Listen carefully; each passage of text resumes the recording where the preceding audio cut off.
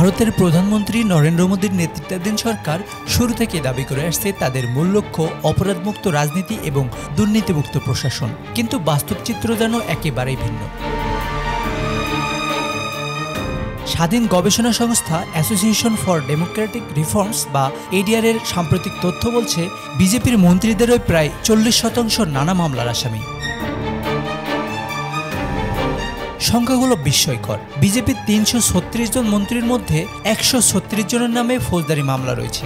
এর মধ্যেই 88 জনের বিরুদ্ধে অভিযোগ আরও ভয়াবহ: খুন, হত্যাচেষ্টা, অপহরণ কিংবা নারী নির্যাতনের মতো গুরুতর অপরাধ।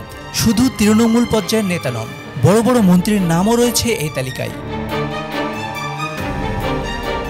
সম্প্রতি ভারতের লোকসভায় স্বরাষ্ট্রমন্ত্রী অমিত শাহ উপস্থাপন করেছেন একটি সংবিধান সংশোধনী বিল। প্রস্তাবে বলা হয়, যদি কোনো প্রধানমন্ত্রী, মুখ্যমন্ত্রী কিংবা মন্ত্রী গুরুতর অপরাধে অভিযুক্ত হয়ে অন্তত 30 দিনের জন্য জেলে যান, তবে তাকে পদ হারাতে হবে।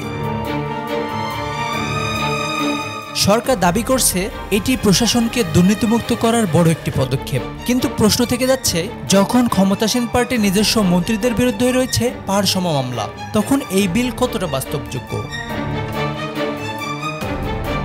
সমস্যাটা কেবল কেন্দ্রীয় পর্যায়ের মধ্যেই সীমাবদ্ধ নয়, রাজ্য পর্যায়েও চিত্র একই। ভারতের অন্তত 11টি রাজ্যে মন্ত্রীদের 60% বিরুদ্ধে মামলা ঝুলছে। বিজেপি এনডিএ শাসিত বিহার, অন্ধ্রপ্রদেশ, উড়িষ্যা, মহারাষ্ট্র, দিল্লি কিংবা পুদুচেরি, সব জায়গায় একই অবস্থা। আবার বিরোধী দলের রাজ্যগুলো এর বাইরে নয়। কংগ্রেস শাসিত তেলেঙ্গানায় 61 মন্ত্রীর মধ্যে 45 জনের বিরুদ্ধে রয়েছে মামলা। পশ্চিমবঙ্গে তৃণমূল কংগ্রেস সরকারের মন্ত্রীদের বিরুদ্ধে রয়েছে ফৌজদারি অভিযোগ। সমালোচকদের মতে, মোদী সরকারের এই উদ্যোগ মূলত একটি রাজনৈতিক কৌশল। বিরোধী শিবিরকে কোণঠাসা করতে বিলটি ব্যবহার করা হলেও নিজেদের দলে অভিযুক্তদের সরিয়ে দেওয়ার মতো রাজনৈতিক সদিচ্ছা বিজেপির আছে কিনা তা নিয়ে গভীর সংশয় রয়েছে। অনেকেই বলছেন এটি হতে পারে নির্বাচনী প্রচারণার হাতিয়ার, ভোটের আগে জনমনে আস্থা তৈরির চেষ্টা।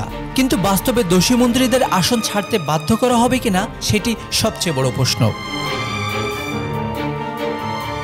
Bangla affairs news desk.